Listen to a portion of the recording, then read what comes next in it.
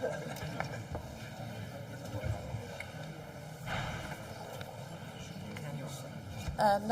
there you go. Yeah, no, I'll be fine. It's all right. Oh, here we go. So you start with different. Thank you. Yeah, I just turned that on. I just did that, I think.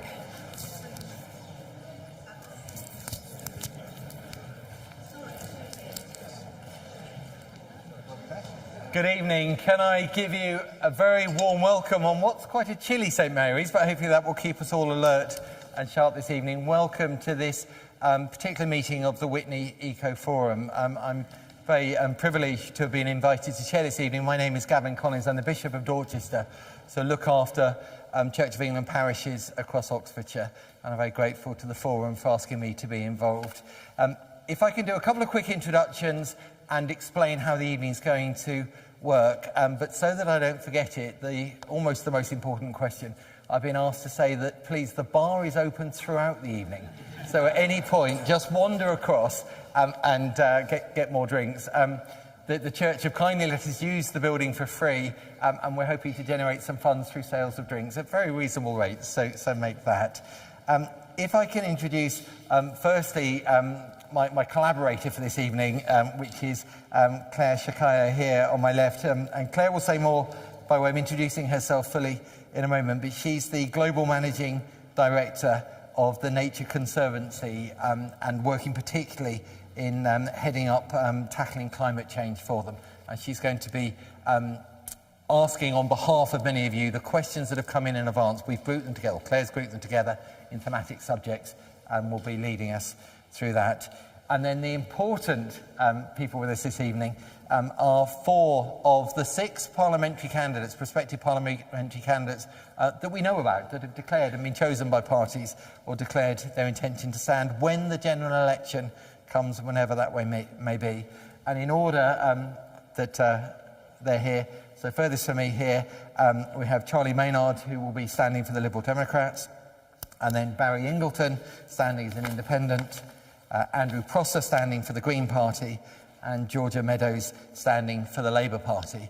We're very grateful for all 4 of them coming and giving their evening tonight, which is, we're focusing particularly on climate change, the environment, and all aspects to do with that vital subject of our life. I hope that when the election is called, we might be back here for a general hustings on general issues, but tonight we're focusing on the climate emergency and related issues. I would say that the other 2 candidates that we know about, that's Richard Langridge for Reform and Robert Courts for the Conservative Party, were both invited, both unable to attend tonight, but send best wishes, so not with us this evening. The format for this evening, in a moment, I'm going to invite each of the candidates just to introduce themselves very briefly, and then they're going to give an opening couple of minutes on a question that Claire will give them that's more of a general subject by way of getting the subject going, and we've given them all 2 minutes each to speak on that, and then when we get to the specific questions it will be 1 minute each, if that's okay, candidates, partly so that we can get through as many of the subjects that we've got, and then hopefully, if we've got time, there will be scope after the questions that are coming in advance for questions from the floor, particularly if there's areas to do with the environment that you feel we haven't managed to cover during the evening. And at the end, there'll be again a slightly general question to give a sort of closing statement opportunity. So with no further ado, if I can invite you, Claire, just to introduce yourself and then say what the opening question is, and in turn, and I should say we've drawn lots for the order in which they're going to start, and then we'll rotate around, so it's all totally random and fair. So Claire, thank you. Thanks. So I grew up around here, and I've been working on climate for 30 odd years now, working for the government at one point, a UK-based think tank, and now the American organisation the Nature Conservancy, for which I do the Tackle Climate Change leadership.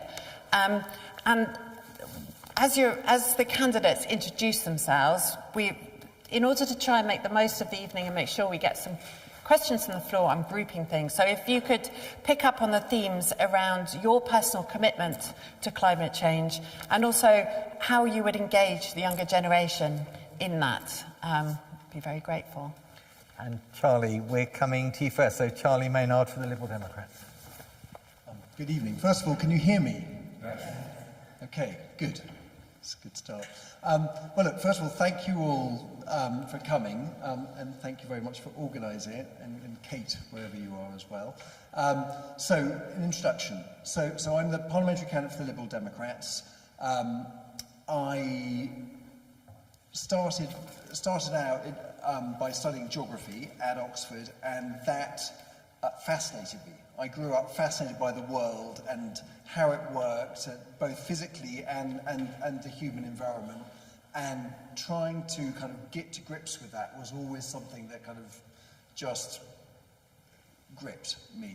So I was also fascinated by Asia, and so I set up a business focused in Asia, and I built that over 24 years, and it ended up being about 100 people. But just as we were starting out, one of my first colleagues was a guy called Jason Song, who had previously worked at the Carbon Disclosure Project. And we persuaded our other colleagues, and then we persuaded a whole load of very large Asian companies to disclose their carbon. And this, back in the day, this was around 2000, trying to persuade people to disclose their carbon if they're Hyundai Motor Company or Mitsubishi Corporation. It's not easy. And we didn't succeed most of the time. I'm not pretending we did. But I thought it was useful because we were one of those very few organisations which had these kind of networks around Asia, and we had some keen and bushy-tailed colleagues who were willing to give it a go, kind of not in their day jobs. This was their kind of, why knock off, why not have half an hour just writing an email to somebody? And we made good progress helping the Carbon Disclosure Project do that. And that kind of just reflects, I really believe, and maybe it's the inappropriate place to say it, we only have one life, and we have to do what we can as usefully as possible with the time and the skills that we have. And I thoroughly enjoyed my 24 years building this business, and that was great. But I'm 53 now. I hung up my boots on that 3 years ago because I didn't want to spend the next however many years of my life doing that. I wanted to do something more useful. And that is useful, of course, yes, for...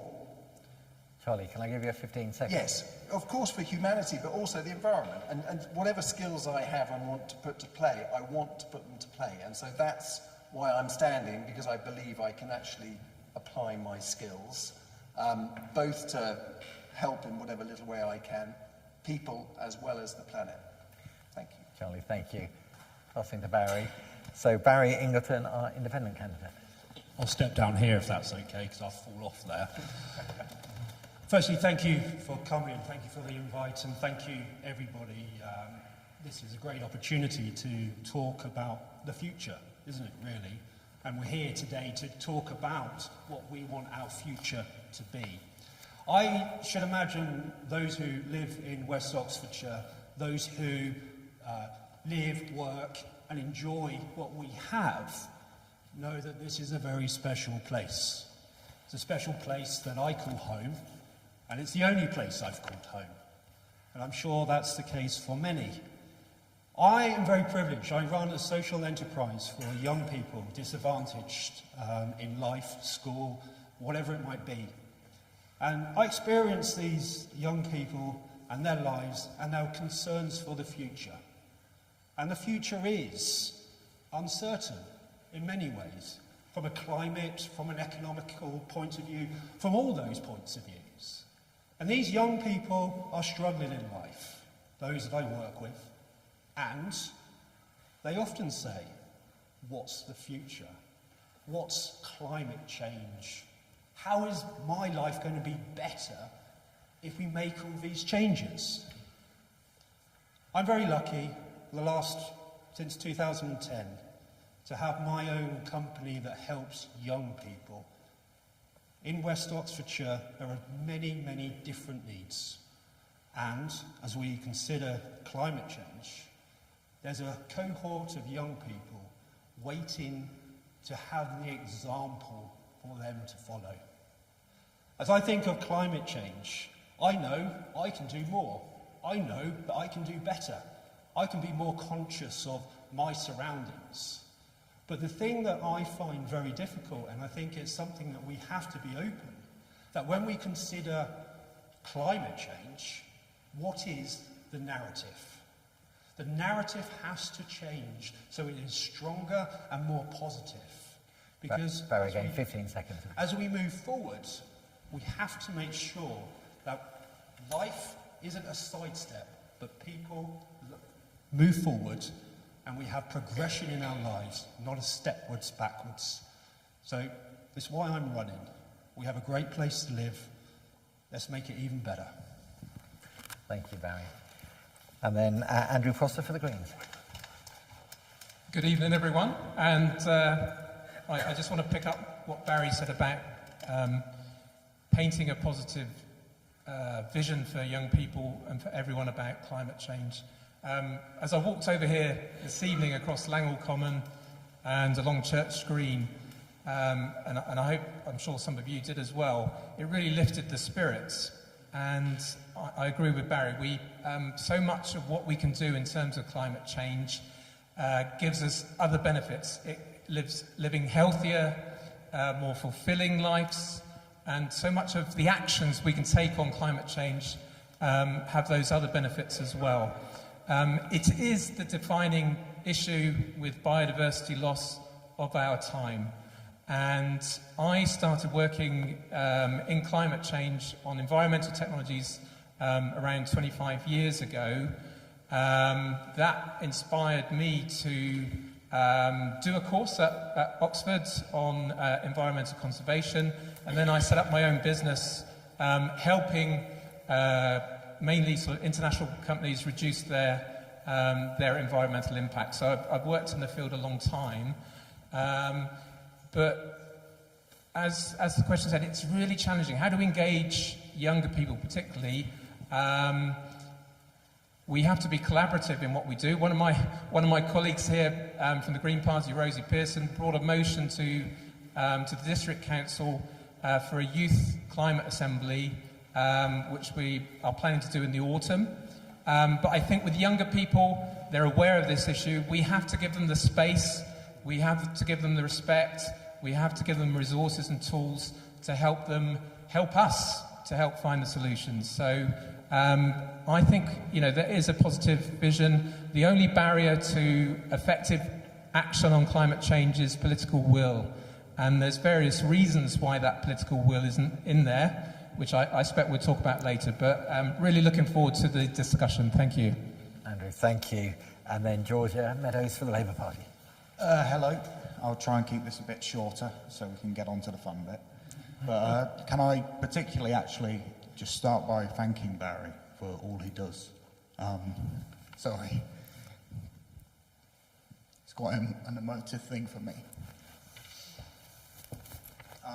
I am autistic, and this kind of service he provides.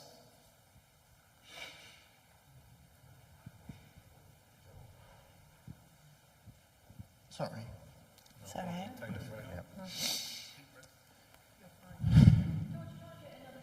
It would have been indispensable when I was younger. Yeah. So thank you.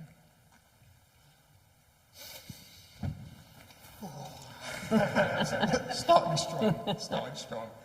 Okay, so I'm one of the youngest candidates in the country, actually, at the age of 22.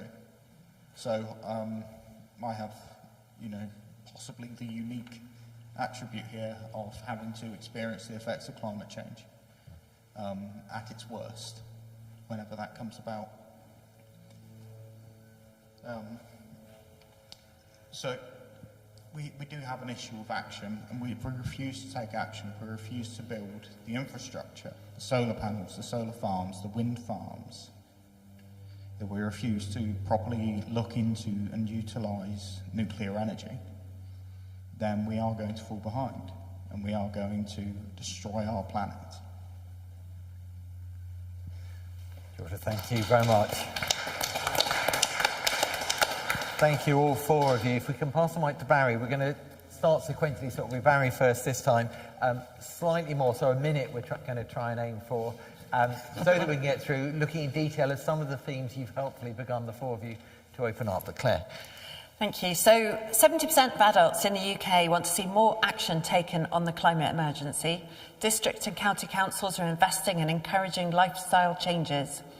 Can the candidates explain why there is such reluctance to discuss or mention the climate crisis in their campaign literature? Why the reticence? Mary. Well, as independent, I wouldn't say that there was a massive amount of history of writing literacy. I think if you go to my website, you will see my views. Whatever our thoughts on climate change, there is this polarisation that is actually very divisive. The simple and fundamental fact is that each one, no matter what we believe, if we want change, if we don't, have a responsibility to simply look after our own environment, which will then look after our wider environment, this planet. So I want to talk about climate change. I'm sure there's millions of reasons at party level why it isn't so much, but we should talk, because only when we talk together, without that party element, do I dare say, do we come up with solutions, bigger ideas, better ideas, and more focused forward moving. So have a look at my website. It's my name and it's got .co.uk at the end. Brilliant. Thank you. Andrew.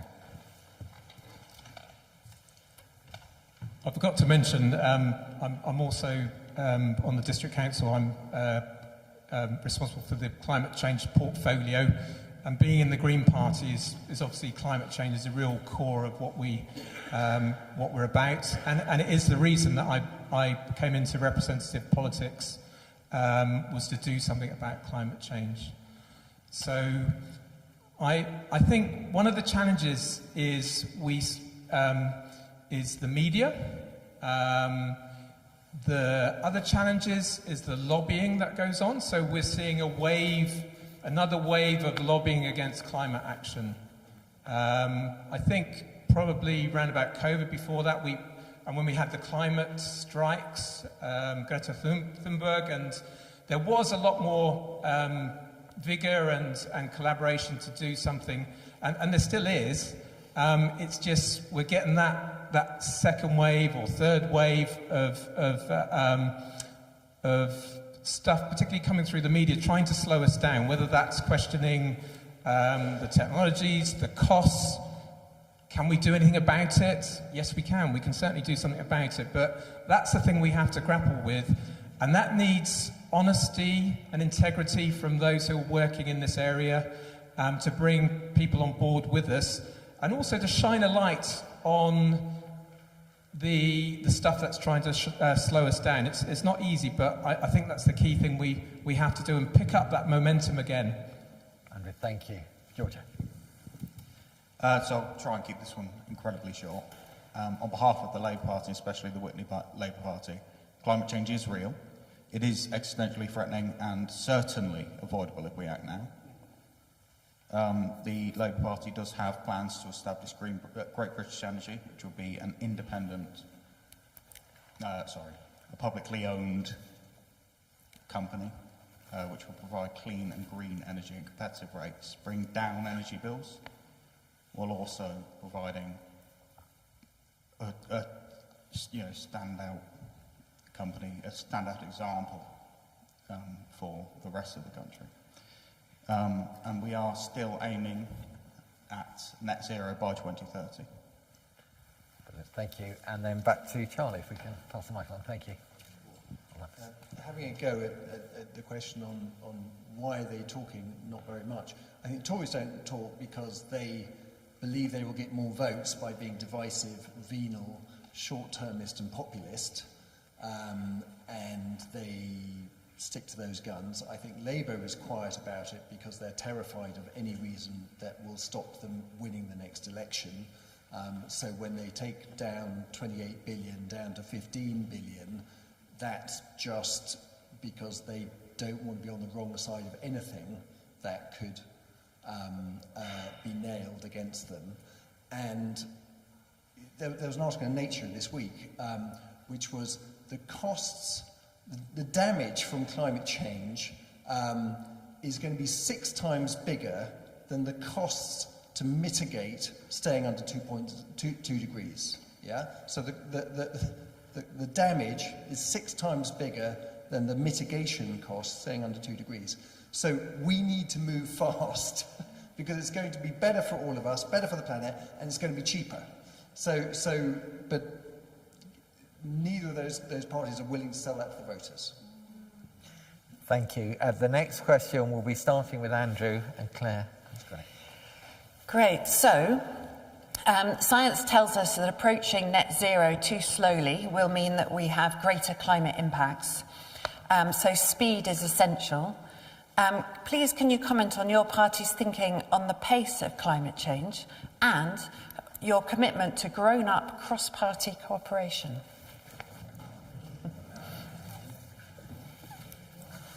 Yeah, clearly, can you hear that all right? Okay. Clearly the pace that we're moving is not quick enough. We do need to, I mean, we have a target for 2030. With targets, it's really important that you generate enough action and enough urgency to take, to move quick enough to reduce those emissions. So we do need to move at much faster pace. In terms of collaborative work, I mean, climate change it's a global issue and a global crisis. And what we need to do, and it's also at a personal level with our neighbours, we need to talk to our neighbours, we need to help them, we need to support them, we need to encourage them. It's the same with other countries, and we really need to be showing the leadership in our country. We have had the leadership, but we need to show it again. The reality is we will almost certainly have a Labour government coming up soon. So I think the key thing is to incentivise, to push, to lead Labour to keep that urgency, to keep... I do have confidence that Labour will do a lot of those things, but as has been said, the media and that fear of the media, they've toned it down a bit. So the Green Party... one MP, Caroline Lucas, fantastic in how she influences and drives action, even though there's one MP. So what we want to do, obviously, as the Green Party is get more MPs to help lead and push and support and collaborate with Labour and the other parties. Andrew, thank you. And turning to Georgia with Labour. I'll try and sit down for this one and try to start a bit of a trend. So we do believe that climate change is happening incredibly quickly, because of course it is. We need to act quickly. We need to achieve net zero by 2030, not 2050. We do cross-party collaboration is a much more interesting topic, though I don't think we tapped on too much there. We are completely open as a local party, certainly, to cross-party collaboration. On the town council, I believe we try and achieve that as much as we can. Obviously, there's disagreements, but it is about working together, and it is about that collaboration. You know, I don't think Andrew necessarily thinks he'll win here, but he comes up here and he gives me ideas as well, you know?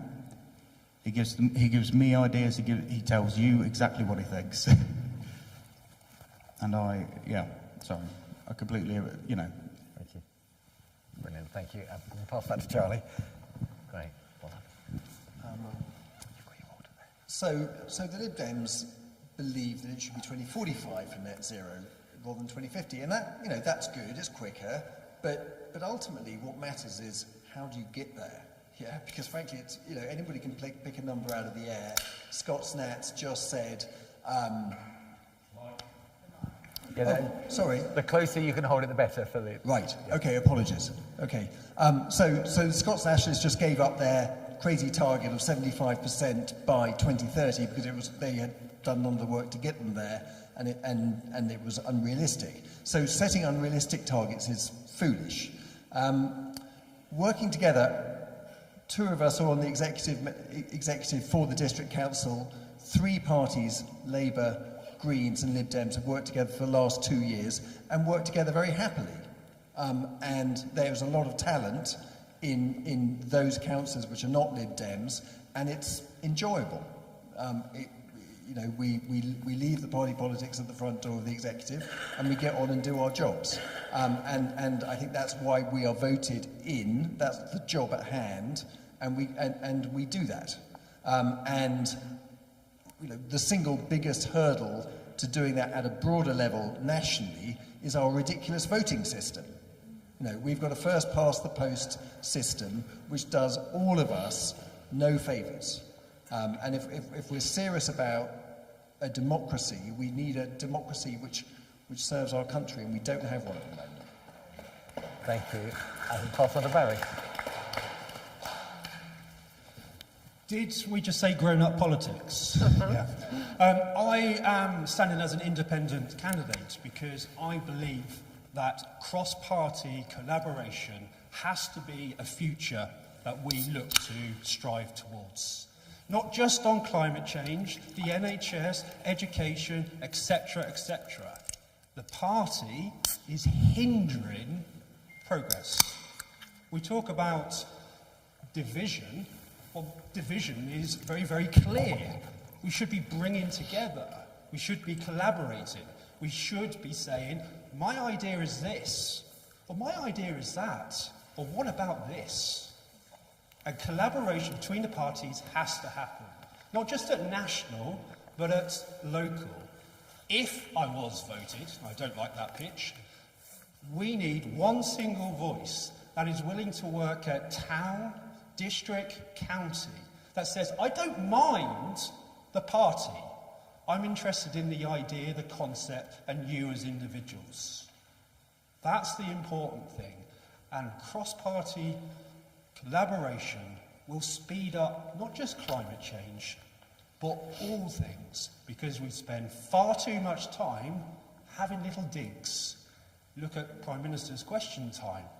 Grown-up politics, we need something different to speed up the process of reverting climate change and moving forward as a society at every single level. Thank you. If we can pass the mic to Georgia. That seems like a really good point to thank all 4 of you for the respectful tone in which you're relating to each other, which I think we really appreciate. It's really helpful. Claire, next question. Okay, the next question is about the school run. The average primary school journey is 1.6 miles, and 1 in 4 cars on the road during the morning peak are doing the school run. How would you go about persuading parents to change their child's journey from the car to an alternative model? How would you make sure their journey is as safe as possible? And how would you get us all out of our cars? Okay, right. That's a fun one. Yeah. Since I was a child, there's been a push in education around, you know, walking to school or using other forms of transport to get to school. It is quite difficult with young children, though. You know, they are quite untimely, to say the least. You just sort of want to get them in the car and get them to school. And I do think it is an education thing. It's about making them realise and understand the environmental impacts as well as the health impacts, especially because we have one of the highest child obesity levels we have ever had, actually the highest. So yeah, it's incredibly important to encourage that and educate people on that. But I don't necessarily think there's a way of legislating against that. Thank you. And to Charlie. Thanks. Hi. I think obviously it starts with the kids, and I woke up 3 children this morning, one of which is very difficult to get out of bed, and drove them to the bus. I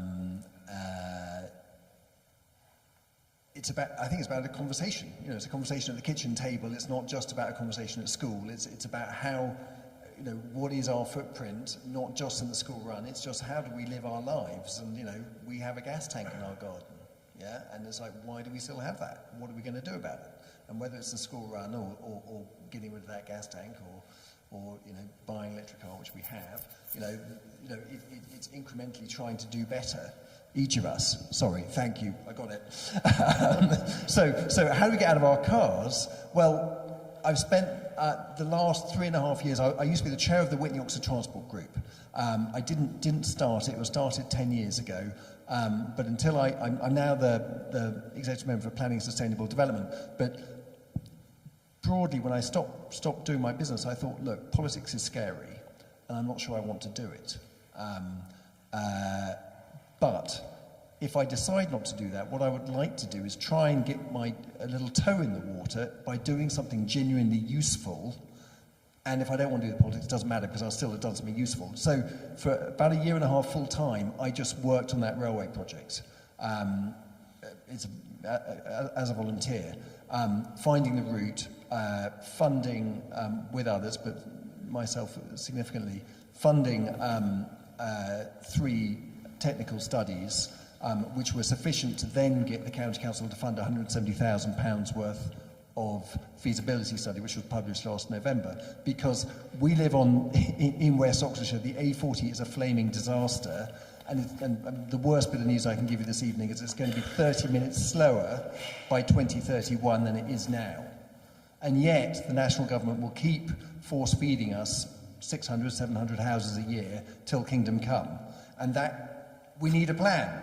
And generally I think politicians are useless, and therefore I think it's useful to go and do something rather than just talk about it. And that's why I became the chair of that transport group. That's why I'm the executive of planning. That's frankly a big reason why I'm standing to be your next MP, because we've got to do things. It's not enough to talk, and that means grappling with difficult decisions. Thank you, Charlie, and back to Barry.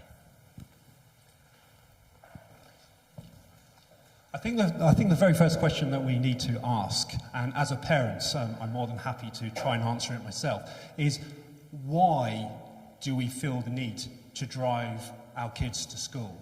And the obvious and quick answer is that it's safer.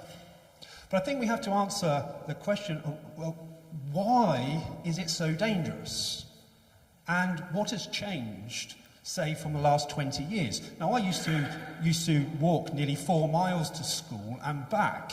It was some of the best times of my life. And what we've got is individuals now, post-COVID, who are missing out on that experience of having a good time going to school, and let's hope we're on time because we've got to get there before the bell. So I think as we think about this, what is the greatest fear of parents? And that's the starting point. And as to getting people out of cars, and I think this is what I was trying to think in my introduction, the aspiration, the next step, how do we get people out of their cars? Well, at the moment we're saying get on a bus. But is that an upgrade to life? Is that really kind of aspirational to get on a bus? Because once upon a time people got on buses and then moved to cars. So we've got to make sure that what is on offer, public transport, is a strong alternative that is affordable, joined up, and regular. So I think there's a lot of things to consider there. But why is it so unsafe to walk to school? We need to find that one. Thank you. Can I go, Andrew? Yeah, good points, Barry. That got me thinking about, because Barry did 4 miles. When I was at school, me and my friends, we used to walk. Can't do 4 miles. Probably about 1.5 miles to school, and we used to. The reason we did that was we had bus money, so we used to save our bus money and spend it on Space Invaders and stuff like that. So that's about incentives. You give. But the good thing was, and I totally agree with Barry. I loved it. It was great. We loved walking, and we got into the habit of it. And it's so much is about habits. As a councillor in Witney, and anyone who knows me, I haven't got out of that habit. And I've tried to support, again on the council, working with my Labour colleagues and other colleagues at the other councils. We have put in place local cycling, walking infrastructure plan to make it safer. We have put in place 20 mile per hour on the road to make it safer. It's not for environmental reasons we've done it. We want to make it safer. And you can't just have 20 mile per hour outside schools. It's got to be the route to school.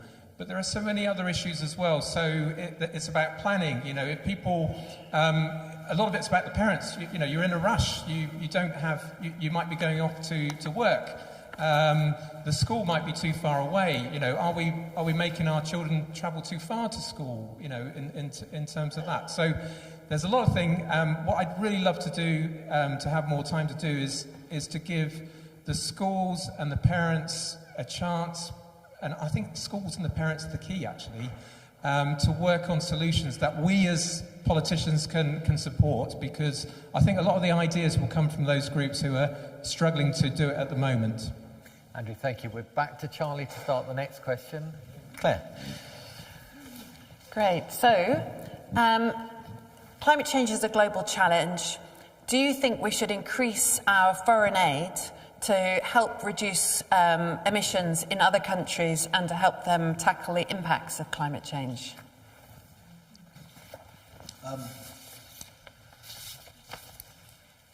So probably quite a lot of you have read the Chris Skidmore report, which came out a year ago, something like that. And Chris Skidmore, MP, hanging up his boots, I thought his report was excellent in terms of just talking about how the UK can achieve its targets. You might have seen that Chris Stark has just kind of resigned more or less in disgust because he is really worried that our government is not on track to meet its targets. What I think the government should be doing is should be providing certainty, so understanding where is the financing coming from and putting structures in place so you can help people make the transition in their own personal lives, whether it's helping them afford retrofitting, helping them afford the transition from a diesel car to a battery car. There needs to be financing in place. So that's certainty. There needs to be consistency. So when our government says, well, you know, when we said 2030, no more internal combustion engines, sorry, no, it's 2035. That's the kind of disastrous approach which completely tears apart policy, because essentially it means not only if you're a car manufacturer, but everybody else who's trying to work towards targets which the government has set is suddenly like, well, maybe they'll rip up our policy too. And maybe I won't sink the 10 billion or whatever it is required to get a wind farm up and running, because maybe they'll change the policy overnight. So, and we need clarity, we need data which we can rely on, which will see how we're doing tracking towards these goals, and people like the CCC actually saying, well, you know, you're off the pace, pal, pick it up, because this is how we get there. It's by being grown up, setting reasonable targets and going at them hell for leather. Thank you. Coming to Barry. I think on the aspect of foreign aid, often quite talked about in the media, personally I think that Britain has a moral obligation regarding its history to support developing countries regarding climate change. Now, what I don't think, and just on this point of legal aid, is that we need to build a revolution of design, creativity and innovation. I think it would be very good that instead of just splashing money out, which some on the certain sides of the political divide would say is waste, but we have a moral obligation to support those that are needing our help. And we can use our skills, our engineering, our creativity, and help others, and use British people, British technology, and use that as a starting point to build this revolution and this amount of work that needs to be done. But it has to be done with a plan. We have an obligation to support those that might not be able to move as quick as we can. And so the answer is yes, we should. Thank you. And then Andrew. The short answer is yes. Yes, we should be. It's a global crisis. It's a global problem. We only solve it by reducing emissions around the world. So we have to help do that. We have to collaborate. We have to work with our neighbours to do that, and with other parts of the world.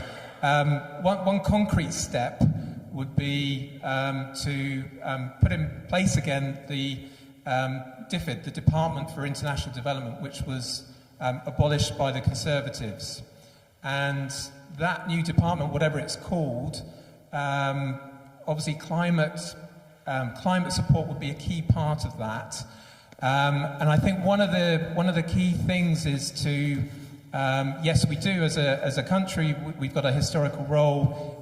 We were the first to industrialise, so in terms of carbon emissions, we have a role, a responsibility to help. But we also need to give those countries the ability to verify and control what's going on in their countries better, not to not to come into those countries telling them what to do, but to give them the opportunity to manage and different parts of the country, not channeled through single politicians, to give them the chance to manage those projects more effectively, and working with our neighbours who are also big donors in collaboration, not in competition. Everyone probably knows about China giving money tied to international trade, and we have to be collaborative with our neighbours in giving that money as donors as well. Thank you. And Georgia. Currently the UK produces about 431 megatons of carbon dioxide, or equivalent, which is about 0.9% of all global emissions. The US and China together produce about 45%, and the EU around 7%. I'd say that tackling climate change will require significant international collaboration, predominantly, first of all, with the United States and the rest of Europe, to bring down our emissions closer and closer to zero. Nationally, we have a substantial challenge ahead of us as well, which will require a significant amount of investment in both infrastructure and the care of our environment more generally. So under our current circumstances and currently, I believe that we should be investing as much as we can in our future and our green initiatives to reduce our portion of greenhouse emissions, along with setting an example for our allies in America and in Europe. That's not to say, of course, that I don't believe in providing foreign aid to aid developing nations with sustainability. I don't believe that's a bad idea. The last Labour government, in fact, provided the Department for International Development that Andy so kindly described. But currently, our focus should be on providing adequate funding to reduce our emissions to zero, along with the significant emissions generated by our allies, so we can first of all solve the majority of the problem, reduce the effects of climate change, and then help developing countries. Thank you. As we turn to our next question, can I just say, if anyone's feeling chilly, a reminder the bar is open with plentiful red wine to warm you up. Other drinks are available as well. Barry, starting the next question. Claire. Great. Okay. So, large parts of rural West Oxfordshire are being considered for the location of solar farms. Many communities are worried about the impact that will have on their landscapes. How would you reconcile the needs for green energy and green space? We need to preserve what is beautiful about West Oxfordshire. We really do. But we need to be greener in the energy that we use and consume.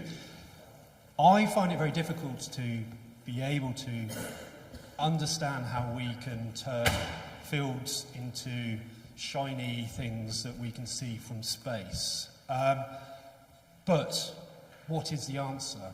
Solar panels, for me, is not the only answer, obviously, but I do think that we have to protect those things that are dear to us. We cannot create a problem for the future to solve a problem for today. And I think that's very important. I don't understand regarding solar why we haven't got so many on roofs of houses, buildings. Why is this? It's been around since, what, the 80s for being able to create solar for homes. So I think the government's, the future is saying, okay, solar is good. We haven't got a massive amount of land space, really. We haven't. We've got to protect it. But what do we do with regards to finding spaces other than fields and beautiful parts of the country? Thank you, Barry. Andrew. Is this related to Botley West by any chances? This question?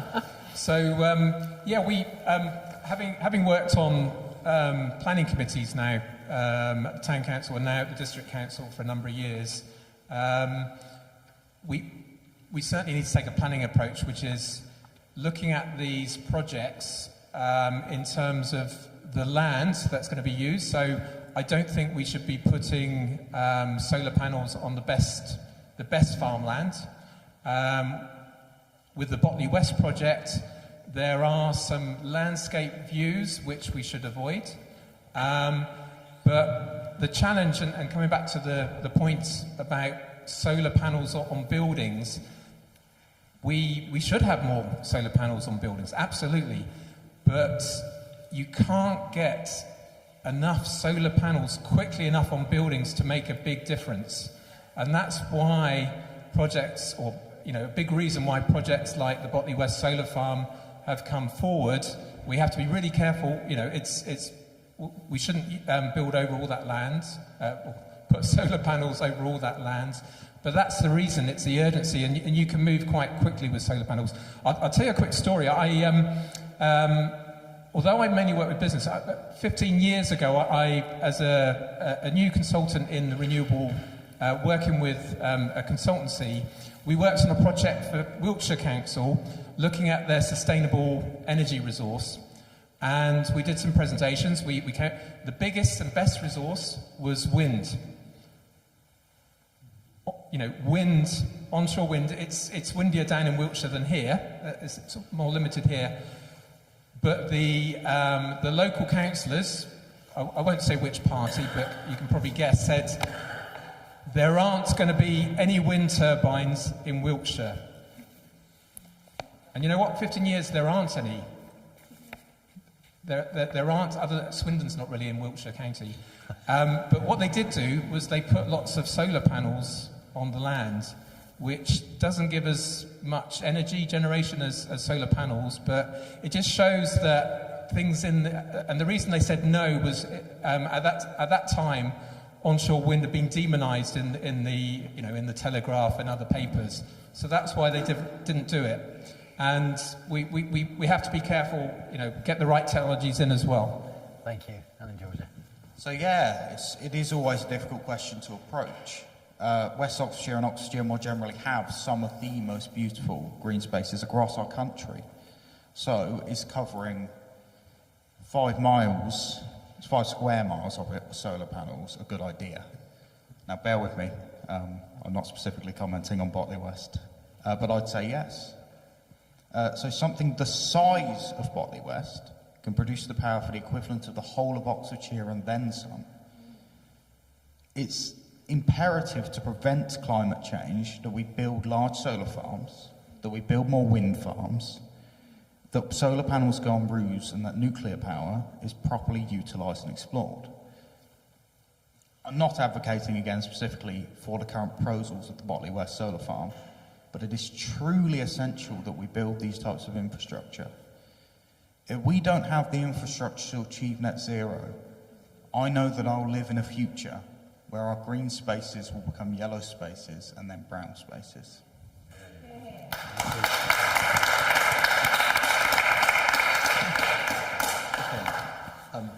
So, by the way, just on the 0.7% foreign aid, absolutely. So I didn't say that explicitly last time. So, solar power, renewables. So we've been set the target of renewable energy. 70% of all our electricity generated by 2030 should be from renewables. We're not really on track to hit that, by the way. So we need to put our fingers out in terms of doing that. I'm going to talk about Botley West specifically. So I don't like the developer, I don't like the project very much, but I think we need to do some stuff, and it's not a yes or a no. What I would really encourage anybody who's interested in it is get their walking shoes on, get on a bike, get their running shoes on, whatever it is, and go and get yourself across all those footpaths and sites, because some of it, frankly, we should, I think, be building yesterday, because it's very hard to see how somebody's going to object to it, and we need to work out which of those bits are, and yes, I've got some fairly strong opinions as to what they are, and some of it should go in the bin. In fact, an awful lot of it should go in the bin, or the bits in the middle should be chewed over carefully and slowly. But what we, I think, are doing ourselves and our children a disservice if we just kick it into the long grass, find reasons not to address it, find reasons not to actually say, well, actually, those bits are really nasty and we should bin them. Those bits look okay. Does anybody have an issue with it? Yeah, because at the moment, what I'm disappointed by is there's not enough of the crunchy detail about which bits are okay and which bits are horrible. Thank you. Andrew. Andrew will be starting the next one. Great. So, another controversial topic. Farmers and food producers could do much more to help reverse climate change, but 6,300 farmers have ceased trading since 2017. Would your government support local farmers to produce more food in ways that are climate positive and nature positive, including in establishing tree-lined hedgerows, getting the drainage right, getting the ditches right, encouraging natural runoff? Andrew. Yes. And yeah, we are. I mean, in terms of farmers, in terms of climate change, we have to adapt to climate change as well. And as we're already seeing, we've had. I mean, this has been a really wet winter. Fortunately, in Witney, we've just about, or almost all of us, have escaped flooding. We had searing heat 2 years ago now. We're seeing the effects of climate change with farmers struggling through flooded fields over the winter. So it's working, farmers are the key, those producing food for us and helping them work with nature. The other crisis we have is loss of biodiversity and nature. And we're so lucky, we've got some really good groups. Farm Ed, North East Farmers Cluster.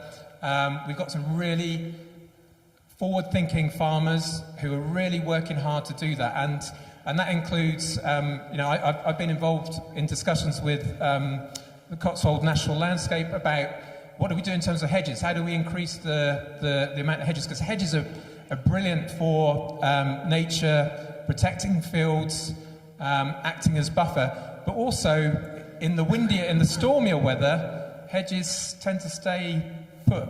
Trees get blown over. So we really do need to keep working with farmers. And it's also the type of food. A lot of the land in this country is for animal feed. And we haven't talked. I don't know if there's a question about food.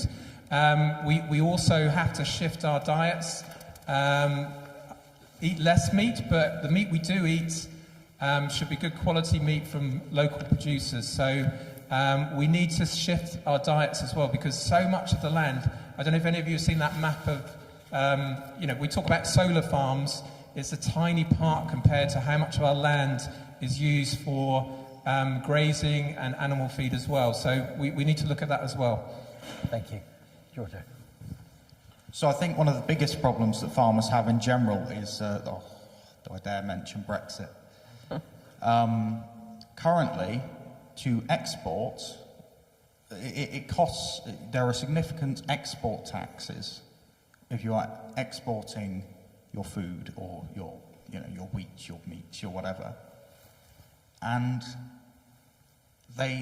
farmers also have the issue of having to sell to supermarkets for whatever price the supermarket sets, essentially.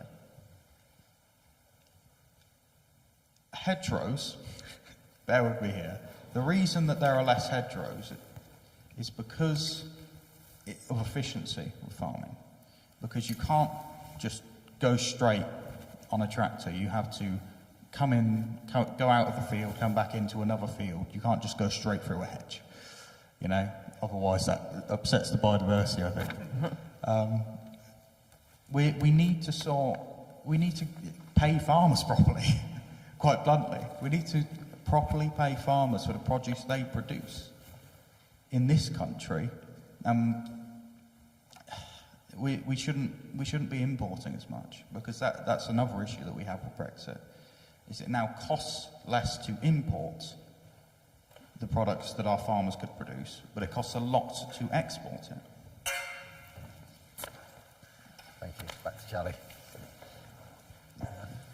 Well, George, I very much agree with your comments about Brexit and supermarkets and monopoly power there, and carbon footprint. In terms of, one of the obvious things is that when we buy something in a supermarket, there is no carbon cost. Yeah, that we just buy it, and the fact that something's been flown from somewhere, that cost is not visible, and it should be. So carbon pricing, carbon taxes is something that we should be following the EU, and a lot of countries in the EU do it already. It's not rocket science, it's doable, but we're not doing it. So that's something I'd really like to see changed. Farming, in all honesty, so getting involved in politics, you get, there's something like 10, 15 topic areas, all of which are really big. You spend a lifetime looking at each of them. They're much, much more complicated as you get into them. And probably the one I find most complicated and hardest is farming. In terms of what role does the state play? What role does production play versus nature? Is it versus, or can they be combined? How can they be combined? How can farmers generate a good living? And you're talking to farmers, and they are absolutely squeezed. And then your point about food security. I think food security is code for support our farmers, which, everybody wants to support the farmers. But, 63% of our arable crops are going down the gullets of animals, which then we eat. So there's just a lot of very difficult stuff in there. On water, I don't support kind of adding a whole new bureaucracy of drainage boards in there. I've spent lots of time in the last 2 years grappling with the Environment Agency.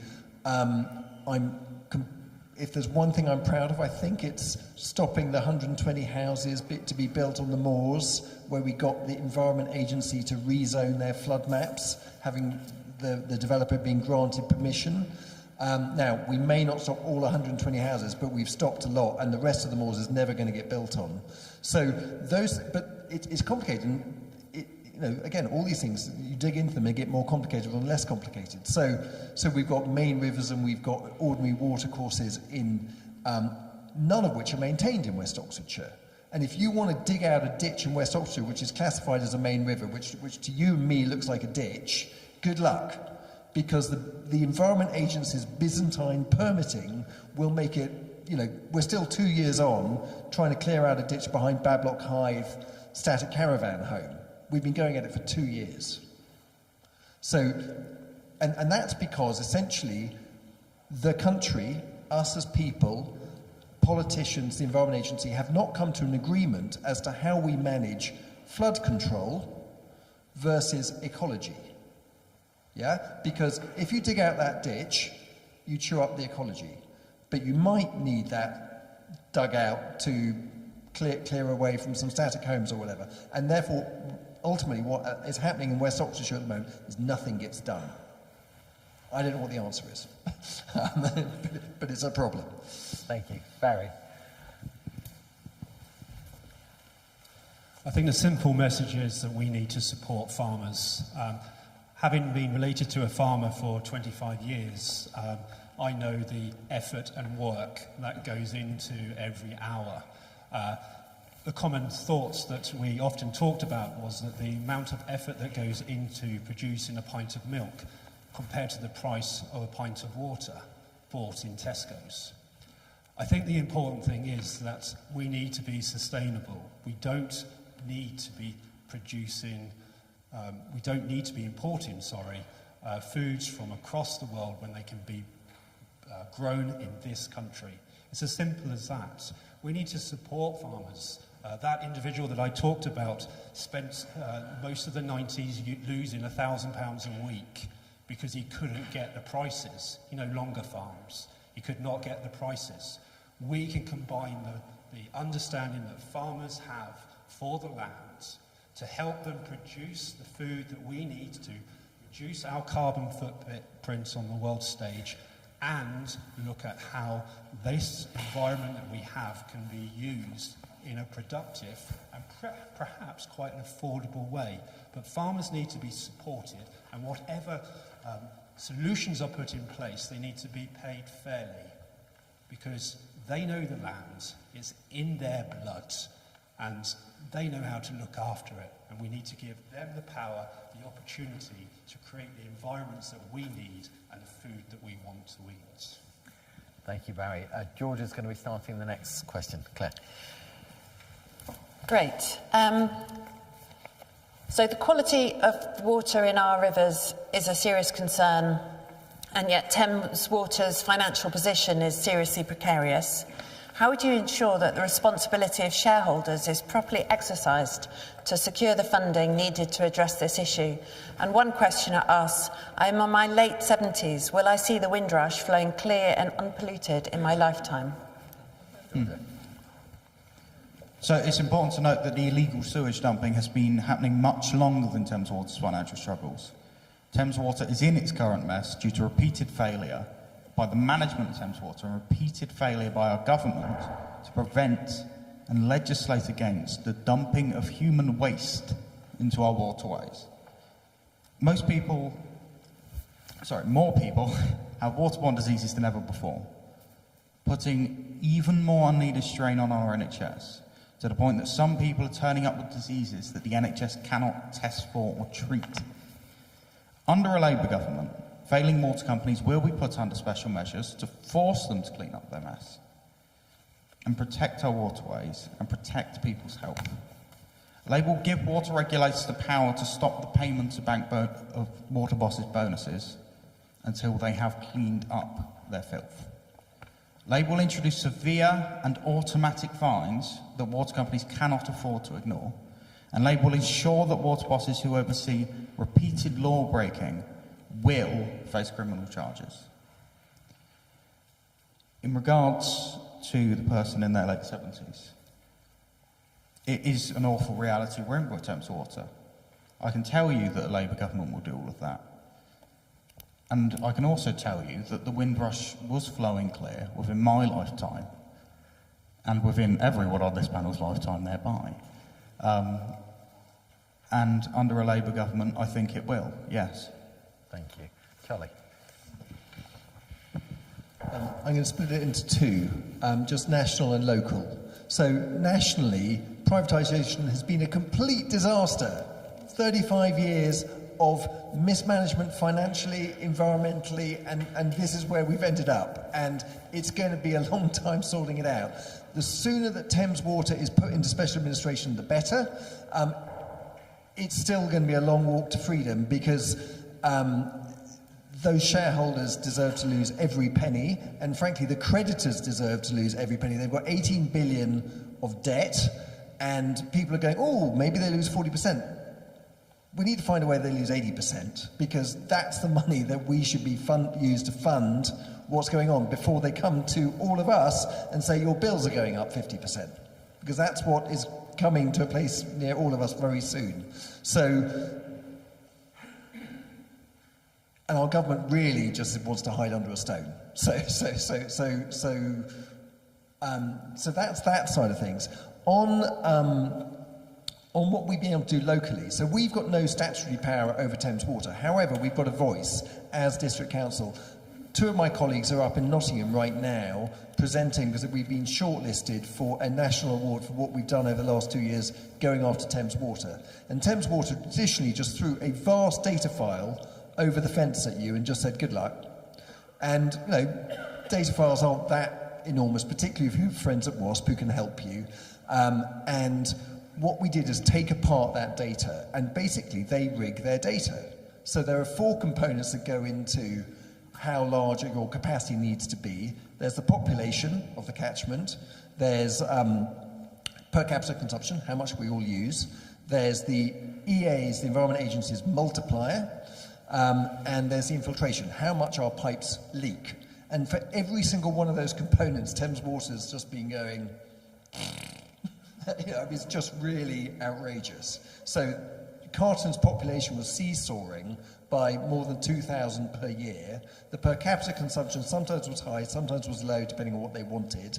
And the EA multiplier, this is the EA multiplier, they say, well, you've got to use 3.0, but Thames would just turn around and go, well, this sewage treatment work doesn't, is really good. You should give us 2.4, which means that they can calculate 20% less sewage treatment works capacity, which, but then you go and look at the sewage treatment works results, and they're like, but you've been leaking sewage for 1,000 hours straight, and I'm not making it up. And they're like, yeah, but still at 2.4. Like, come on, get real. So, 2 years of discussions, and they have now agreed, not just in West Oxfordshire, but across all of their catchment, every time they upgrade a sewage treatment works, it's 3.0, which is a big win. They're using grown-up per capita consumption, they're using a completely different file to calculate their population. So that means that we have actually got better data on what our works need to be. The other thing is infiltration. All our pipes leak like sieves. You might have seen in the newspapers that they don't have maps for 40% of their pipes. It gets worse. What we need to do there is monitor the flow of sewage so we can understand where the infiltration is worse. That's good, but it's no cigar, because ultimately, until we've got real money and these companies are refinanced, we're not going to get any of this stuff built out. So if you're 70 and you're wondering what's it going to be like, I can't see good improvements, material improvements in the next 3 years. However, I'll stop on some good news, which is we live on the Windrush, yeah? We could be on the Evenlode. The Evenlode's got 14 sewage treatment works. We've only got 4, and we've got, up from here, we've got Bourton-on-the-Water. That's one of the only ones that's actually being fixed. It's tripling its capacity. Burford, which isn't so bad, and Witney's going from 240 litres a second to 400 litres a second this year. So if you live downstream, which I do, I go swimming. Which you might not advise, but I'm a very keen swimmer in the Thames and the Windrush, and I love it. And I've done it for 8 years. I haven't got sick yet, so it's not all bad. Charlie, thank you. Barry, coming to you. I'd say in my deluded days, I would give privatisation a benefit of the doubt. But I changed a lot of thinking in the last few decades. It's disgusting what's happening on the Windrush. It's disgusting in every possible way which is happening to Thames Water. We have a beautiful area, a river that I have spent many hours sitting by with my daughters enjoying. I wouldn't want to do that at times now. Privatisation has not worked. It is incredibly divisive. If we want change, we would hope that the government has the teeth to, if we want change, get it closer, Barry. If we want change, we have to make sure that the government that we choose has the teeth and the will to stand up to the companies. We haven't got a government that would do that at the moment, but we need that. We need a system where each privatised company, organisation, whatever service it is, has to stand accounts. And they have to be punished if they don't. Not just financially, but positional. Taken back into the public domain if they are failing. Simple. Privatisation is not working. As to the 70-year-old, I am not a party. I'm not a part of a party. But I will say that if nothing happens, I will personally dredge the Windrush myself, and we'll box it up and we'll put it somewhere where it is seen by many, because it's not right. We need a government with teeth that's willing to bite. Barry, thank you. And then to Andrew. Just wanted to start by thanking the brilliant WASP Windrush Action on Sewage Pollution that we have in our town. And the burgeoning number of other groups who are working in this area. They've helped us, they've been inspirational. 5 years ago, when I was on Witney Town Council with the other councillors, we actually were the first to stop a housing development which Thames Water had given the say to in terms of their sewage strategy. We spoke to WASP and we stopped it, and the district council stopped it. That was the first time that happened. And I called out Thames Water in the local papers. They didn't like that. They removed the, they made the paper try to correct it, but actually what I said was actually correct. And it's really important we build on that. I don't know if anyone went to the, I was going to say, to give a fuller answer, I spoke at the Oxfordshire Clean Rivers debate in Oxford last week. I don't know if anyone went to that who's here. Great. But what we need to do, we need to take this opportunity with Thames Water about to go bust to take it back into permanent public ownership. Permanent public ownership. Back to the question of, I'm in my 70s. We're the only country, virtually the only country in the world that has privatised. We shouldn't be preparing to keep it in private hands and refinance these companies. In Paris, 15 years ago, the water was privately owned, and they took it back into municipal ownership 15 years ago in Paris. Now you can swim in the River Seine, in Paris. The prices have actually come down by 8%. It doesn't, we do need a lot of investment and prices, but it doesn't necessarily, so much money's been squeezed out to shareholders and dividends. So we need to take it into permanent public ownership. Again, we have the opportunity to break it down into smaller organisations. Windrush catchment, even though catchment Thames Water, we can manage those sewage. It's not rocket science. It can be reinvested in, and that money, there are lots of ideas how we get money in terms of natural capital, but absolutely that 70-year-old, the opportunities there. And just to say, with the Labour government coming in, I'm a bit surprised that Labour haven't committed to public ownership. Again, I think they're a bit scared of the media. I think we will probably see an announcement before the general election. If we don't, we've got to keep the pressure on, because there's no sense in keeping it privatised. Thank you, Andrew. Let's go to Charlie. As chair, I'm obviously not allowed to comment on policies, but I do think it should be obligatory that every MP and every water company executive has to swim in their local rivers. We're going to have one more general question for the panel, and then there will be some time if there's questions from the floor. So this is a sort of 5-minute warning to be thinking, particularly if there's subject areas to do with the environment that we haven't covered tonight. After this next question that Claire will ask and Charlie's going to start on, if you've got a question when we get to that point, hopefully we'll have time maybe for 2 or 3.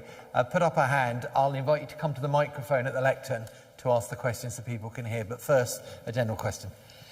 So the scientific consensus globally is that there must be no new drilling for oil and gas anywhere.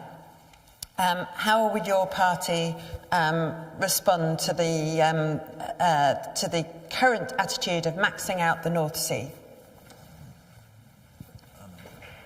Well, I think it's horrible and stupid.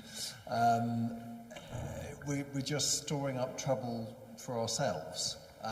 It's like if we believe the targets that we've set ourselves, and we believe the science that we see every day in front of us, then follow that logic, and therefore why would you do that? And it doesn't even make sense from their perspective, in terms of, like, if you have something which is really valuable, then keep it, don't burn it, leave it in there, because who knows, you might need it in 1,000 years' time. If you've burnt it, it won't be any good to you. So it makes no sense to be just digging ourselves deeper in a hole. Thank you. Barry. I think the thought of maxing out the North Sea reserves is really a Tory government play with helping our best friends. I think the thought is that we must actually produce cleaner energy, and to burn is what we don't want to do. But I think it's also important that as we move forward into a greener energy economy, we have to understand that we will produce, or have to produce, more energy because we've got to build infrastructure.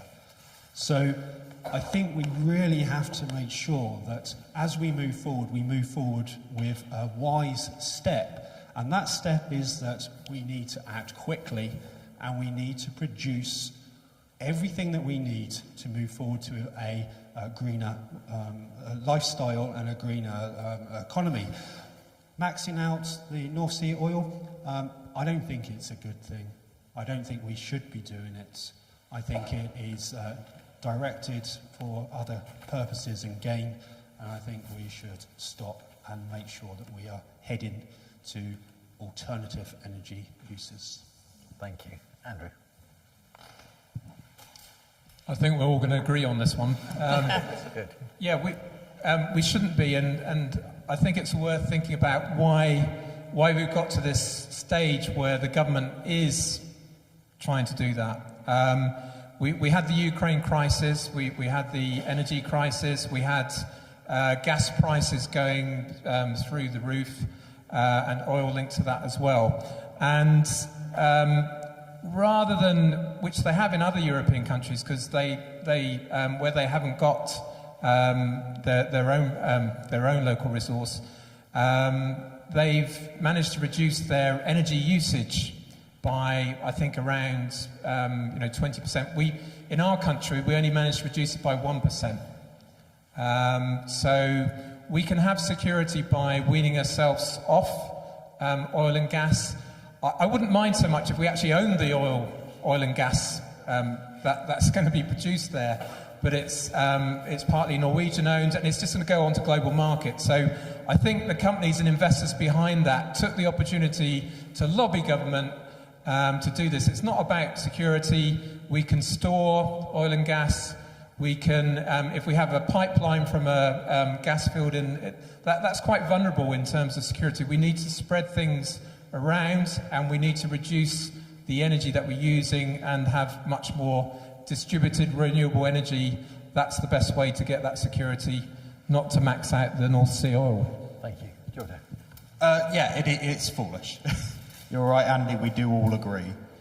It is absolutely foolish to be maxing out the North Sea, and speaking of foolish things, Boris Johnson, of course, in reference to maxing out the North Sea, said he wishes to have his cake and eat it, a quote synonymous with two things you can't do together. I can tell you now that Labour definitively will not allow any new oil and gas licences. Along with that, we propose a proper windfall tax on oil and gas companies, which will close some of the current loopholes and raise the current rate from 75 to 78%, which could raise as much as 10.8 billion over the next 5 years.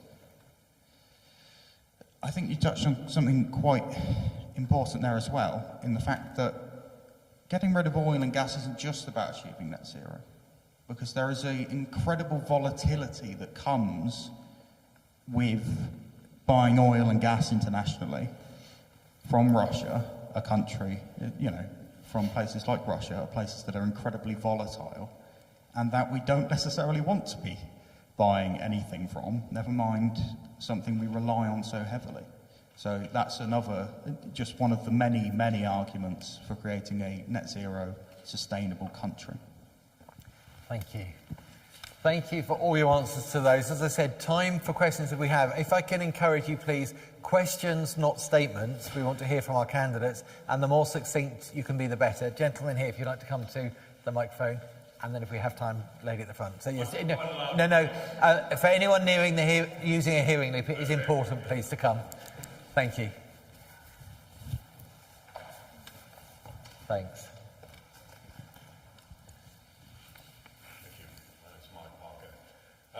My question is about transport.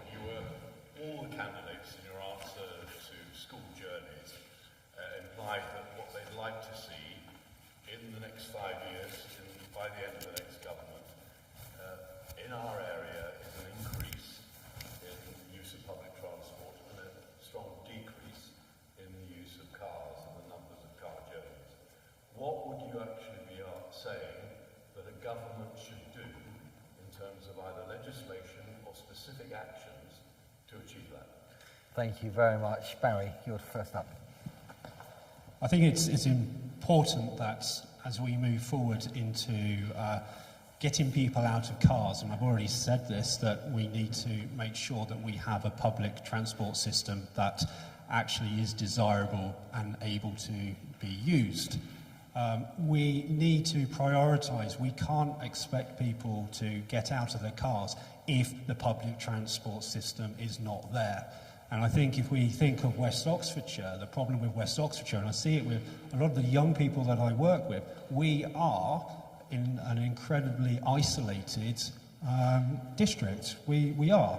Public transport has to be better to get out of the cars. And I think government has to wake up that we can't have a system that we have at the moment where we've got companies running for profit and then dismantling services when they are not making money. So my thoughts would be to have an investment, a drive for public transport that is stronger, desirable, and then we probably and hopefully would see people migrating from their cars to public transport. But without an investment, it's going to be very difficult to persuade people to get out of the comfort of their cars if they have to wait a long time for a bus in the rain. Thank you. Andrew. That was a very good question. I must admit, I'm thinking very hard for the best answer. I agree with what Barry said about a lot of this is about shifting the balance, so the alternatives become more beneficial and attractive. How you do that, there's a whole range of things that you can do. A lot of that we could do locally if we have the right planning framework. Is also the funding. So the government have cut back funding for things like cycle routes and footpaths. They've recently increased slightly the amount that's going for potholes, but that's been cut back dramatically, that funding over the years. So if we don't have the way local councils work, is the way it works at the moment, they rely on that funding from central government. They don't have enough long-term security in that funding coming in so that they can put these better schemes in place to make it safer, to make it better to plan work without having to drive. So it's a whole range of things, but I think it's linked to those frameworks particularly. Thank you. Georgia.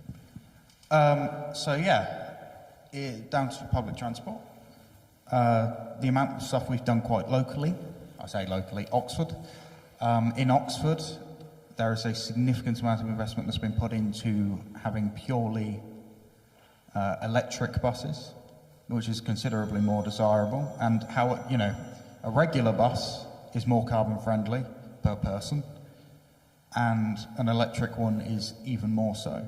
And of course, that was introduced by the Labour Party in Oxford. And yes, it is about getting them to be desirable and having proper links, because we do have fairly good links in Witney, bus-wise, not train-wise, unfortunately. But it's difficult to just go into Oxford. We do need a rail station. We do need a railway station. And I think, there was a press release today, me and Charlie both commented. And I think we pretty much agreed that a doubling up on Hamborough rail station is a good idea. If we can find the funding, that's a good thing. That's not a bad thing. But ultimately, the end goal is a train station in Witney. It's about having proper links, having proper transport. And that's the starting line for getting people to use it. Thank you, Georgia. Charlie. So sticking on the national side, I think it's hard for anybody to argue that the private owners of the rail franchises have done any good at all, just like the water companies and their shareholders. So nationalising that, and all of the capital has been going out in dividends there, staying in there, would be a good start. One thing that you will know a lot more about, Mike, than I do is fare structures. I mean, I'm really interested about how the economics of this £2 bus ticket, it has been incredibly popular, and I'd love to kind of understand better what that means in the long term. And there's lots of experimentation going on around the world. Germany did a lot of really interesting stuff in terms of how you encourage people onto public transport, and by encouraging many more people onto it, the economics change. So that's a kind of really interesting area which I'd like to dig into. And then planning. Andrew mentioned planning. I mean, planning. This is stuff that I've only learned over the last few years, but the 1961 Planning Act, where essentially the landowner, when the lovely district council gets out its magic wand and says that field now has planning permission to have 300 houses on it, the enormous chunk of change that goes into the landowner's pockets, and then, by the way, they walk off tax-free because they've got various tax loopholes that they can get through. That chunk of change should be used to fund transport infrastructure, education, healthcare, everything that kind of will make that community flourish. And at the moment, it's just ending up in one person's pocket. And so reworking that is probably, well, if it's not the top of my list, it's right up there. Thank you very much. Andrew will be first next one. Lady at the front, if you'd like to come to the mic. I'd like to ask a question about the climate and nature bill that's been... Sorry. I will repeat the question, so if... Is it not? Oh, right, okay. Now I can hear that you can hear me. I wanted to ask a question about the climate and nature bill, which was put forward towards Parliament. Have you read it? If you have, what contribution do you think it would make towards the kind of change that we need to see in this country? And I noticed that actually now, unfortunately, we don't have any representatives of the Conservative Party and the Reform Party, but amongst the many hundreds of MPs and peers that have signed the bill, there are now 4 Conservative MPs that have actually put their name to support that bill. That's slipping beyond the question. The question was nice and succinct. Okay. I'll put that first. Thank you very much. Thank you. Andrew, start with you. It's quite cold up there, so I'm going to come down here. Have I read it? I did read the previous iteration of it, and I think it has changed. And Caroline Lucas was one of the original, from the Green Party, one of the original sponsors of it. And it's about putting in, particularly in terms of the trajectory, to try and get close to 1.5 degrees warming, net zero, putting even stronger requirements on government to put the policies and actions above what they have at the moment, and in terms of nature. But I have to admit, I haven't looked at it recently. I know it's still there as a private member's bill, and yes, I do support it, and we supported a motion through council to support it as well. But honestly, I haven't read it recently. Thank you. Georgia. So I'll have to be honest as well. Yeah, I haven't read it. I haven't read it either. I'll definitely get onto Hansard and give that one a look, though. It does definitely sound like the kind of thing I'd be supportive of. Thank you, Charlie. So there's homework coming here, I think. I think I'll just confess now without the mic. I haven't read it. I'm sorry. Okay, and then Barry. Thank you. I think I saw a hand. We've got time for one more question from the floor. I saw a hand over here. Yes. Please do. Yep. And again, if you can get close to the mic, it is clear enough, you get close enough. If we have held the election and you are our new MP, will you vote with your party or your conscience?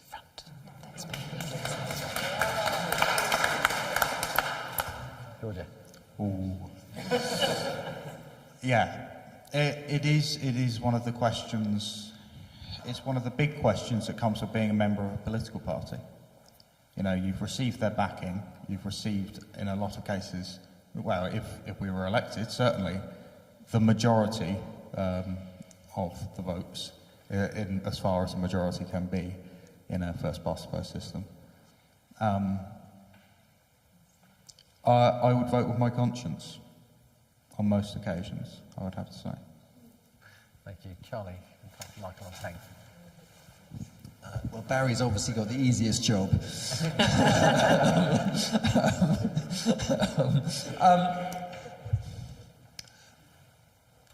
The obvious thing would be to say, I will vote with my conscience, and that is what I think I will always try to do. But I think ultimately is a very, very messy situation out there. And I'm 53. So, and you know, if my party kicks me out on my bum, if I get elected, you know, I can live with that. In terms of I'm not, if I was 20 years younger, maybe I'd have another agenda. But at 53, my agenda is not to kind of get to the top of the tree. The goal here is to do a good job.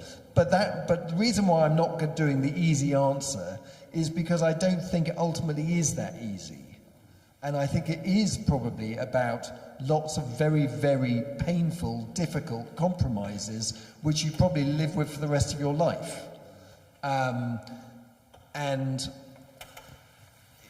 you know, I'm kind of signing up for that, to try to be there, and I will do my best with grappling with those issues, and we'll seek advice. But ultimately, you know, parties are often wrong, you know, and that doesn't mean I'm necessarily right, but you know, parties are consistently wrong a lot of the time.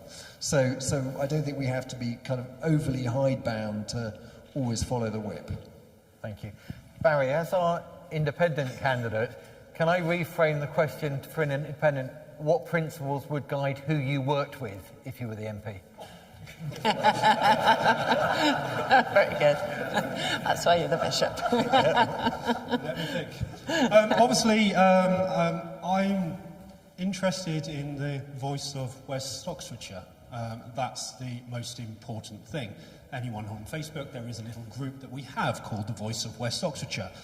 Voting with your conscience against party. Let's face it. Let's get rid of the whip system at party level and let every MP vote with their conscience, and we'd have a better and stronger democracy and outcomes for this country. What guides me? Well, the place of West Oxfordshire, the people of West Oxfordshire. I support some of the most vulnerable young people and older people in West Oxfordshire, and they're crying out with needs that need to be met. The voice of West Oxfordshire, and as corny as it sounds, that's where my conscience would be. And I think that is something that every party should start thinking. What's more important, the power of the party or the power of those that vote the party MPs in? The voice of West Oxfordshire, that's where my conscience is. Thank you. And Andrew?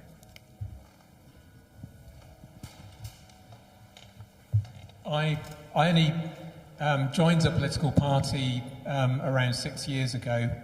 I looked very closely. I was an environmentalist. I joined a party which does stick to its principles. It's not driven by lobbying, it's driven by grassroots activists and people working very hard. So I feel I joined a party of honesty and integrity. And if you look at someone like Caroline Lucas, you see that through and through. and I see that through the party as well. But we're the only party, slightly bigger party, that doesn't have a whip. We're not whipped by the party to stick to a certain line. We join the same party based on similar principles. We don't agree on everything, but I would be quite comfortable sticking with those principles. Thank you. You've all been so nicely succinct on that one. We've got time to squeeze in one more question. There's a gentleman here that was very keen to ask this, please. Thank you. And I think we're back with, who's starting this one? It must be Charlie. A thing that worries me a great deal is the disinformation about the cost of net zero. Rishi Sunak has been wandering around repeatedly saying that it's going to cost 5, 10 or possibly £15,000 per household. I wonder if you'd care to say something about where on earth you think he got those figures from and what you think about those figures as such. Thank you very much. Charlie. I don't know where you got the figures from, but what I read somewhere today was somebody coined the word hot earthers. So hot earthers are a bit like flat earthers, except they're going around and going, well, we're the grown-ups in the room. We just think it costs too much and we just need to go a bit slower. And that is the Conservative Party. That's what they do, all day long. They make out with this kind of bogus, the grown-ups here are just telling us not to do anything too quickly. And it's just, 180 degrees away from what the science is telling us to do. And frankly, what, yes, we could go through various things. Morally is the right thing to do. Socially is the right thing to do. Economically is the right thing to do. And, I don't quite know what makes Rishi Sunak tick on that, because he's a bright guy. He must understand this, but he sure as hell doesn't seem to give a hoot. Go figure. Thank you. Barry. I think we should take a pinch of salt of everything that Mr. Sunak says at the moment. I think there's going to be, obviously, as we develop these new energy sources and become closer to net zero, there's going to be a cost. And that cost will be greater and lesser to your means and so on. But we've got to make sure that the vulnerable, the poor and so on aren't disadvantaged, because it will be them who pay the ultimate price. We have to be careful that we don't dismiss the idea that we have to change, we have to do something. But I think it's very important that as we think about the cost, we also need to look to what are the benefits. And the benefits are not just on a global life or death situation, but what does it benefit us from a day-to-day living? What is the benefit? I think we need to be talking about that more, because for the first time in history, from the point where the wheel was invented and fire was tamed, we have progressed. And we need to create a narrative where everybody can get on board and say, my life will be better by these costs that we will have to pay and this effort that we will have to put in. There will be a cost, and we have to protect the most vulnerable, but let's take on the challenge, the creativity that's in us, and the potential of a future that is remarkable if we take it. Thank you.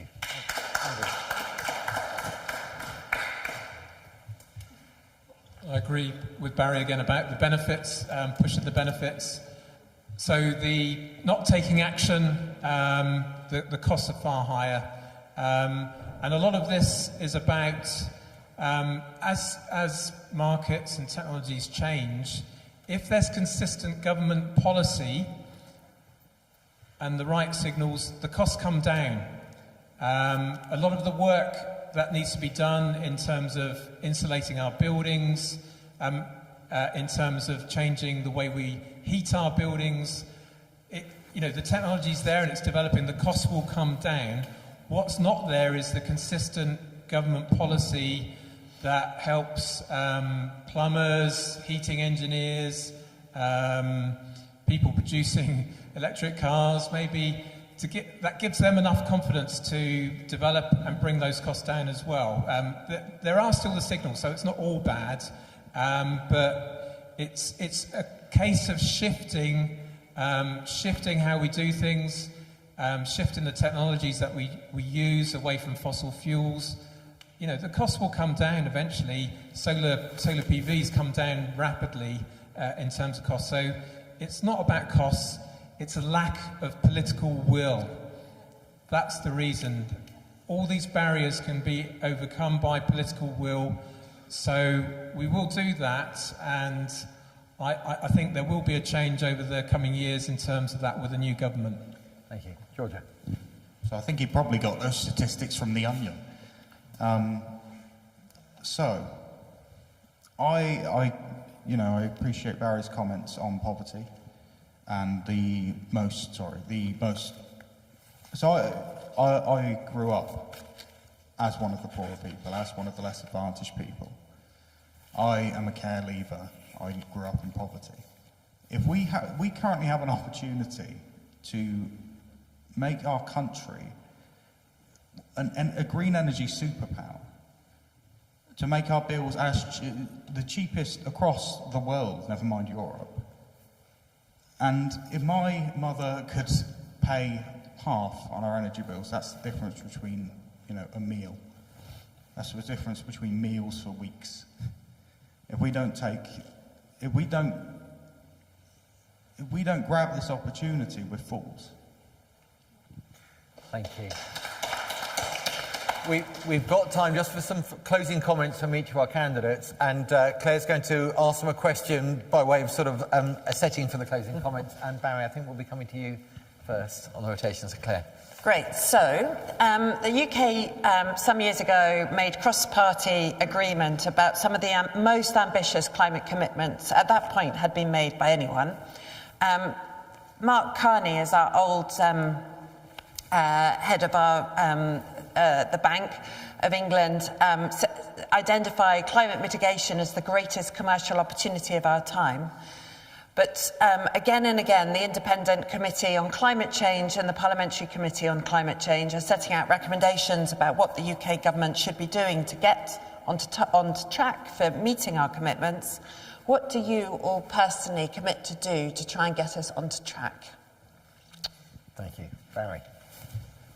I think Mark Carney's comments, we have the potential of creating the next industrial revolution when it comes to producing the future. The whole concept of missing that, not taking advantage of what there is out there. We, as Britain, we have the power, the understanding, the history of changing the world in different points of the history of this world. And Mark Carney has this concept, this idea that we are missing a trick. And that missing a trick would be devastating if we do that. So I think as we move forward and as we consider what we need to do, we need to take on board that climate change isn't about doom and gloom. It's about an opportunity, and an opportunity that we can seize in West Oxfordshire and the country. Thank you. Andrew.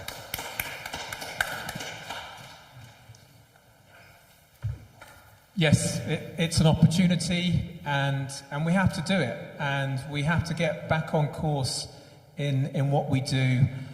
I think, personally, the most important thing is that we regain that collaboration that we had during COVID, that we need to work together, we need to speak to our neighbours.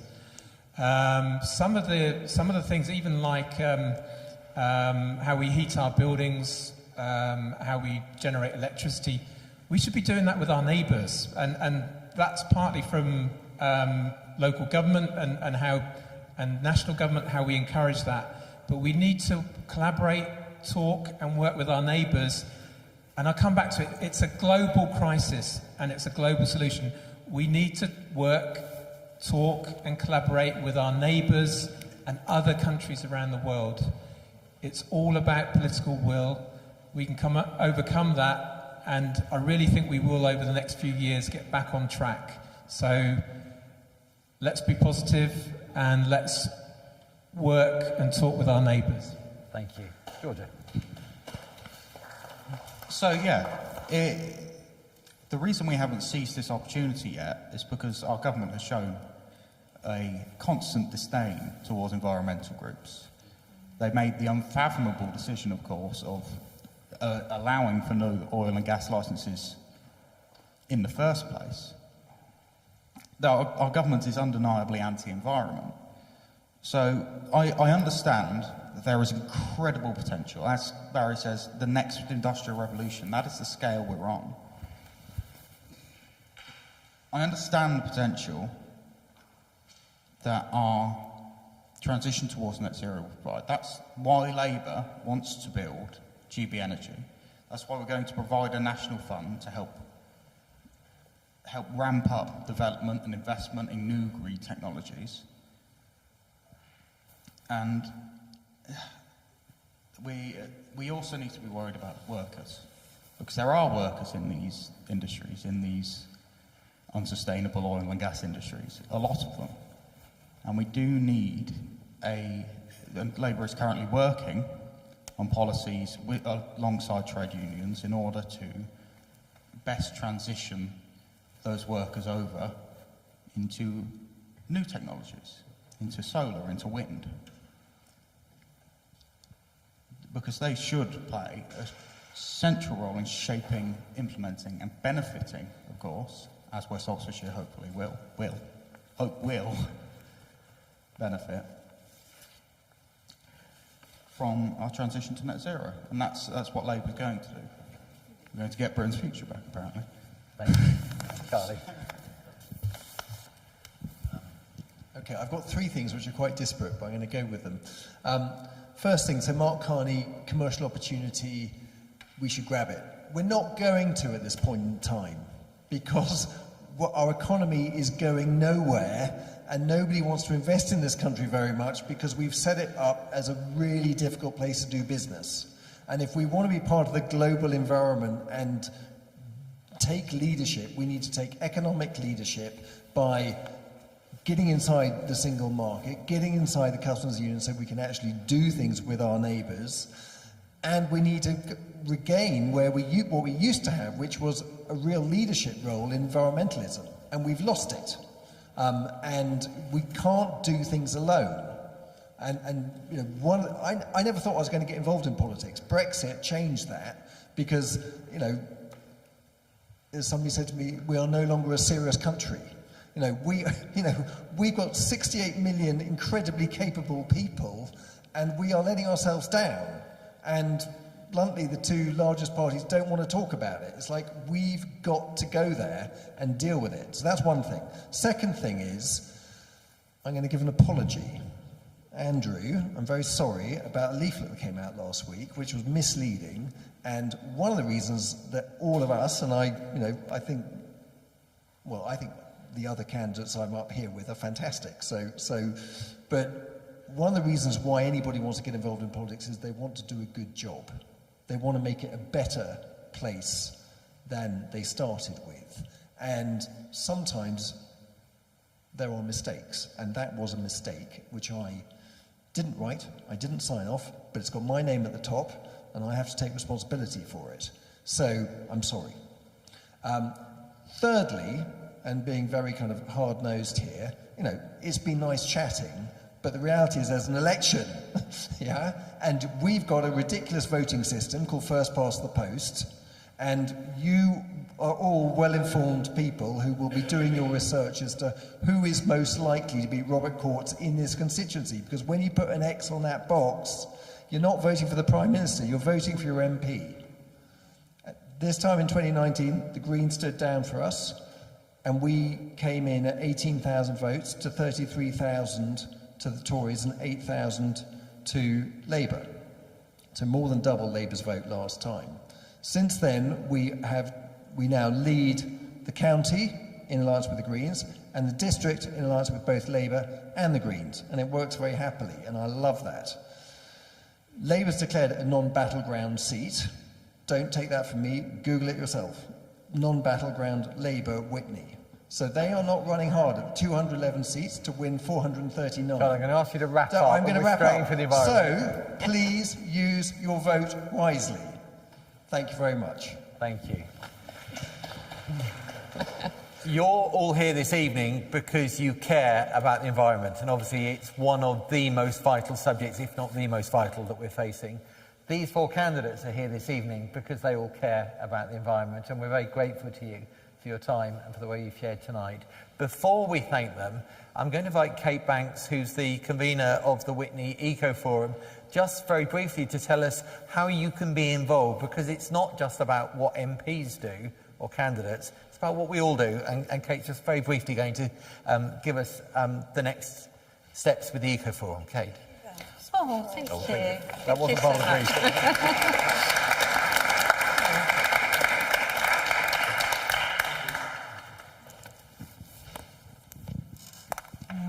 Yes. Thank you all for coming tonight.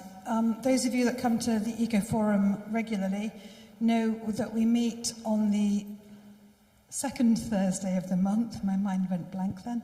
Second Thursday of each month in St Mary's Church. We are an inclusive, non-political group, which sounds a bit daft tonight, but we welcome anybody that cares about the climate. We have a different speaker every month, and it's usually a very fascinating talk.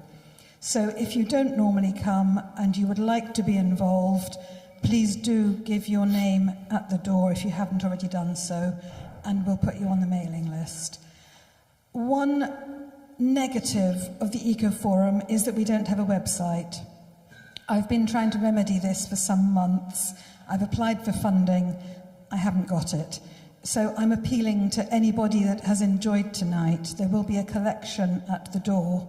If you have enjoyed yourselves tonight, please do put whatever you can in the collection, and that will go towards Witney Eco Forum's website so that we can let you know what's happening in the future. Can I also thank Claire, Alison and Eileen for doing the bar? Yeah. And Kathy, Ray and Steve for helping tonight. And a massive thank you to our 4 candidates, Bishop Gavin and Claire Shakira. Thank you.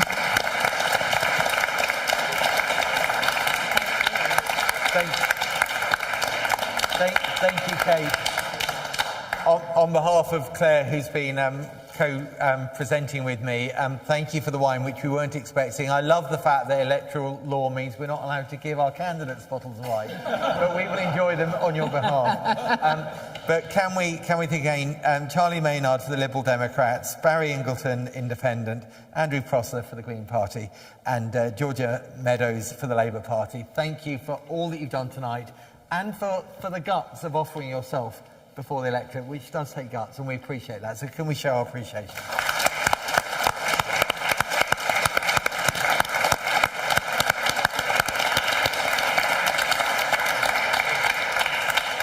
So thank you all and good night.